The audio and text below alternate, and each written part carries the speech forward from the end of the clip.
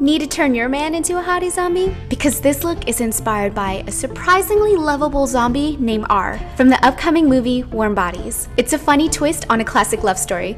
Before you apply anything on his face, you want to use face primer, especially if he's not used to wearing makeup, because this will protect his skin from all the zombie makeup we're going to apply on his face today. This is also going to help reduce shine and help the makeup last longer.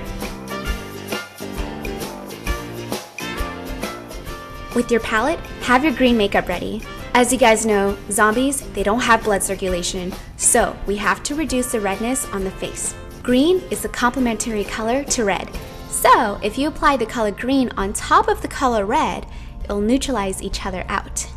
Try not to apply too much because you don't want him to look like a witch.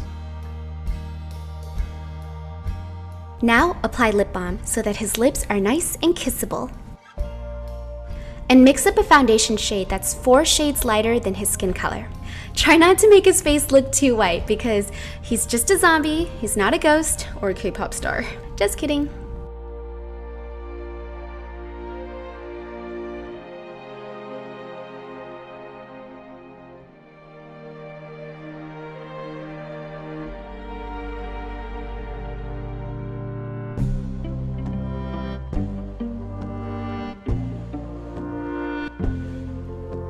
Guys really love this part because the brush is so soft and fluffy.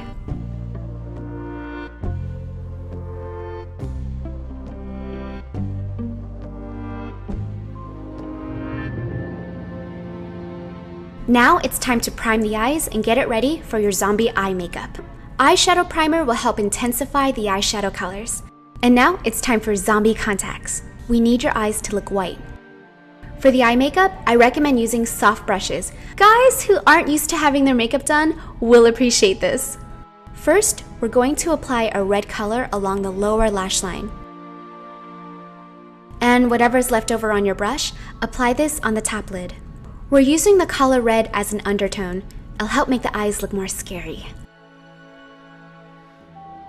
And now it's time for the next color. You want to take a dark gray color or a black eyeshadow and start darkening his eyes. Ask him to look up when you're applying makeup on his lower lash line. This will make it easier for him and also for you. Then, when his eyes are closed, start building up the color intensity. Brush the color along the sides of his nose. This will help his eyes appear more sunken in and hollow.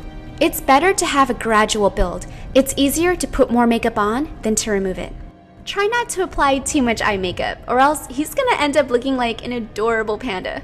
So try and use a light hand. Even out both eyes until they look sexy zombie appropriate. And now it's time to move on to his cheekbones. R has very angular features. It's probably because he's skin and bones. So you're gonna have to really contour his cheekbones. I'm actually using the same dark gray eyeshadow color and I'm contouring his face with it. You don't want to use any browns or bronzers because this will warm up his face, making him appear more alive and less dead. Now that his face is done, we can move on to the lips. Use a very dark violet or black lip color, and with your lip brush, dab it on the center of his lips. Have him press his lips together like this so it transfers to the top part of his lips. And now, gradually build up the color.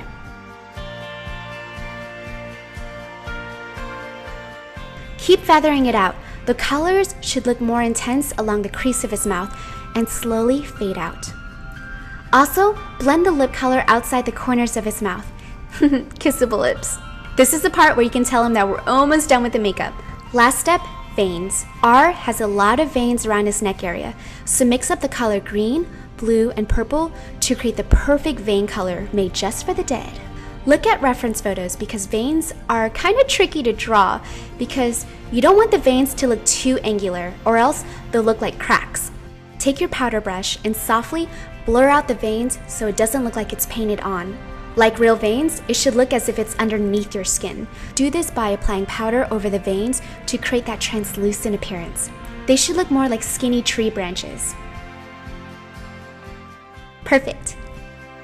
In the movie, R wears a gray t-shirt. He has a bullet hole too, so I'm gonna create one.